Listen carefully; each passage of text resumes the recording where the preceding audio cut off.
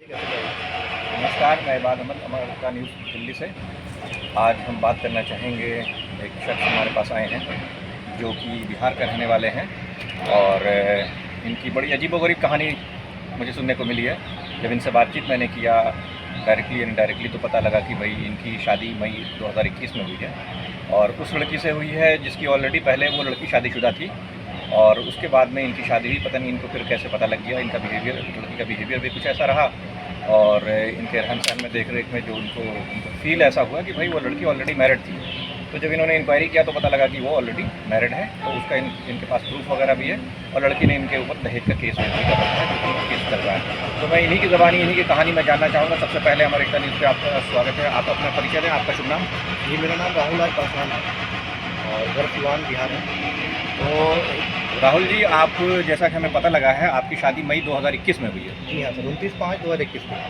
तो आप अपनी कहानी बताएं कि आखिर आपकी शादी किसके थ्रू हुई है, किसने कराई है, अरेंज मैरिज हुई है, लव मैरिज हुई है या किसी एजेंट ने कराई है, कैसे हुई है? थोड़ा डिटेल हमारे दर्शकों को बताएं।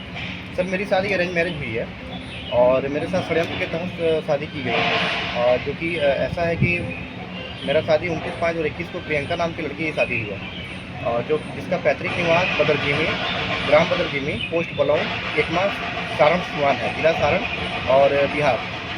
और वो अभी फ़िलहाल में और लगभग 20 साल से उनका घर या दिल्ली में भी है, पूजा कॉलोनी में, आज़ाद इंक्लेव के पास, पूजा कॉलोनी लोनी में। और उन्होंने क्या किया कि जब मेरी शादी हुई 29/5/21 को, उसके बाद उनका रहन सहन घर में जब विदाई होकर आई तो उनका रहन सहन कुछ ठीक ठाक नहीं लगा किसी को भी, मेरे परिवार को भी, हमें भी। नहीं, तो सबसे पहले ये बताएं कि आपकी शादी उनसे कैसे हुई? आप उनको, वो आपकी रिलेटिव थी, दिल्ली में वो रहती थी, आप रहते थे बिहार में रहते थे, तो कैसे आप लोग की शादी हुई? जी, वो रिलेटिव ही लगेंगी, मेरे ममहर की वो रिलेटिव, मतलब मेरे मामा जो मामी हैं उनके जो बहन है उनकी वो ननद लगती हैं। जी। तो उसके बाद शादी होने के कितने दिनों के बाद में आपको ये एहसास हुआ कि उसकी ऑलरेडी वो शादी शुदा है? इस शादी के 2 महीने के बाद 28/7 मतलब जुलाई 21 में एक कॉल आया रात को, ये 10 बजे करीब में। तो जब मैंने कॉल उठाया तो एक लड़के ने मुझसे बात की। उनका नाम लोकेश बताया उन्होंने, लोकेश उर्फ अनिल, जो कि दिल्ली के ही रहने वाले हैं, कैलाशगढ़ी, ईस्ट ऑफ कैलाशगढ़ी, न्यू दिल्ली के। तो उनसे हम बात किए कि बताइए क्या बात है। तो उन्होंने बताया कि ये किसका नंबर है, प्रियंका का नंबर है क्या? तो हमने बोला हाँ। तो बोले प्रियंका कहाँ है, उससे हमें बात करनी है। तो हम बोले कि बताइए क्या बात करनी है। तो वो बोले कि मैं प्रियंका का हस्बैंड बोल रहा हूँ। और जब मैं ये बात सुना तो मैं बहुत शॉक हुआ और बगल में प्रियंका भी बैठी हुई थी। तो हम उससे पूछें कि ऐसा क्या सही बात है? तो फिर लड़के ने तो बोली कि नहीं, वो कोई सही बात नहीं है, मैंने कोई शादी पहले नहीं की है, मेरा कोई पति नहीं है पहले। फिर मैंने लोकेश से बात की तो लोकेश ने बताया कि नहीं, ये मेरी पत्नी है, मेरे पास प्रूफ है, मैंने आर्य समाज मैरिज मंडल से शादी किया हुआ है, विधिवत, जो हिंदू मैरिज एक्ट के तहत शादी होती है उसमें शादी उन्होंने किया है। और सिंदूर लगाते हुए सारा फ़ोटो और जो डॉक्यूमेंट है, मतलब कि जो सर्टिफिकेट है, वो हमें उन्होंने भेजा व्हाट्सएप के थ्रू। कितने साल पहले की उनकी शादी हुई कि उन प्रूफ के हिसाब से? उनकी शादी हुई है 10 मई 2019 को। 2 साल लगभग। जी 2 हाँ। साल के आसपास हो गई है। तो क्या अब डिवोर्स उनका हो चुका है या अभी भी मैरिड है? नहीं, उनका डिवोर्स अभी तक कुछ भी नहीं हुआ है। और वो जो पहले पति हैं लोकेश उर्फ अनिल, उनसे बिना बताए हमसे शादी की है। वो लड़के 6 महीना तक उसको खोजे हुए हैं। जब तक मतलब मेरी शादी नहीं हुई थी उस लड़की से, तब तक वो ढूंढ रहे थे बिना बताए कि दिल्ली से वो अपने ससुराल जो है वो छोड़ के चली गई गाँव। तो आपने जो उनके पहले पति हैं कि उनके परिवार वाले से, उन लड़के से, उनसे बातचीत आपकी हुई है? जी हाँ, बातचीत हुई है, बहुत बार हुई है और अभी भी होती है। उनकी माँ से भी, लड़के की माँ से भी बात हुई है। तो लड़के के जो माँ है, जो लोकेश के माँ है, वो हमसे बताई, वो दोनों को बताई है।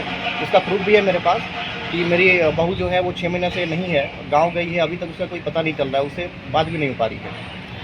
तो आप इसके बाद में जो आपने अपनी पत्नी को बताया या उनसे जो पूछा, तो अचानक मामला आपका कैसे बिगड़ गया कि केस मुकदमा तक बात आ गई? जी, जब मैंने ये देखा कि शादी हो चुकी है, जब मुझे सब कुछ मालूम चल गया, तो मैंने प्रियंका से बोला कि ये बताओ तुम क्या चाहते हो? तो बोली कि मैं नहीं चाहती हूँ, मेरे परिवार वालों ने भी और मैंने भी बिना बताए आपसे शादी की हुई है और मेरी मर्ज़ी नहीं थी यहाँ सिवान शादी करने की, परिवार के दबाव में भी आके हमने शादी किया हुआ। तो मैंने उसे बोला कि ठीक है, अगर तुम नहीं रहना चाहती हो तो तुम एक काम करो, तुम लेटर लिखो, एक पत्र के माध्यम से हमें दे के तुम अपने मायके चले जाओ। तो वो 12 अगस्त 2021 को अपने पिताजी को बुला के और लेटर मेरे हैंड में दे के वो चली गई।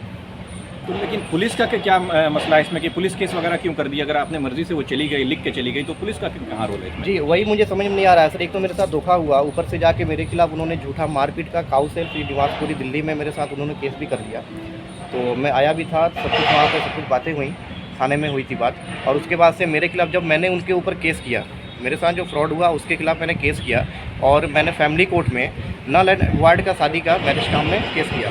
जब उनके पास लीगल नोटिस पहुंचा तो वो मेरे लीगल नोटिस पहुंचने के 12 दिन के बाद उन्होंने केस किया, झूठा आरोप लगा के। तो अब आपके पास इसका प्रूफ है जो उन्होंने शादी की है, शादी का कोई रिकॉर्ड वगैरह कोई प्रूफ होगा आपके पास? जी हाँ, मेरे पास सर्टिफिकेट ही है, आरएस हमारे मेरे मंडल का मेरे पास सर्टिफिकेट है, जिसमें दोनों आदमी के सिग्नेचर और जो पंडित जी जो शादी कराए हैं, सारा मेरे पास बजाते सबूत है। तो आपकी पत्नी ने एक्सेप्ट किया कि आपकी उसकी पहली शादी हो चुकी है? जी हाँ, कर चुकी हैं सर, लेकिन फिर भी वो मेरे साथ ऐसा छल कर दी हैं। यहाँ पे आके दिल्ली जब आई तो वो केस कर दी मेरे ऊपर, जिससे बहुत परेशान हूँ मैं।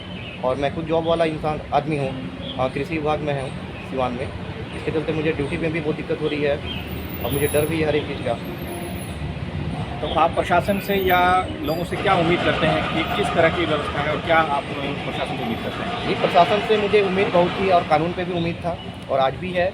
लेकिन जब मैंने एसपी साहब के पास और अपने नगर थाना जो है मेरा, उस पर हमने जब आवेदन दिया, शिकायत दर्ज की, लेटर के माध्यम से किया, तो एसपी साहब के पास भी किया, तो मेरी तरफ से उनके तरफ से कोई भी मेरे पास फ़ोन नहीं आया। और लगभग 1 महीने के बाद मेरे पास फ़ोन आया, 1 महीने के बाद, तो उन्होंने बोला कि आप आ जाइए मेरे घर पे, मतलब जो थाने थे, जो एसआई थे, वो बोले कि मेरे आप घर आ जाइए 8 बजे करीब रात को।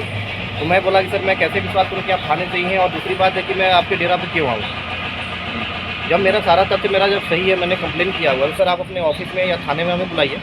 तो उन्होंने बोला नहीं, मैं ऑफिस में नहीं मिलता हूँ, मैं डेरा पे ही मिलता हूँ। मेरे पास वो जो बातें मैंने की हैं उसका पूरा सबूत मेरे पास रिकॉर्डिंग भी है। तो आप अपने वकील से क्यों नहीं संपर्क किया कि भाई हमें थाने पे बुलाया जा, ये थाने के बजाय घर पे बुलाया जा रहा है, थाने में क्यों नहीं बुलाया जा रहा है? सर मैंने किया, वकील से भी ये बात बताई थी, लेकिन उन्होंने कोई मुझे सही गाइडलाइन नहीं किया।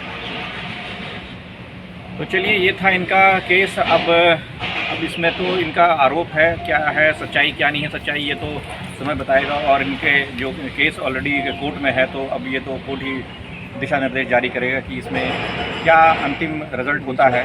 तो हम ये उम्मीद करेंगे कि इनको जल्द से जल्द न्याय की मिले और लड़की को भी कुछ सही अकल मिले, जिससे कि वो भी सही राह पे चले। धन्यवाद। मैं रवि के साथ इबाद अहमद, दिल्ली। धन्यवाद।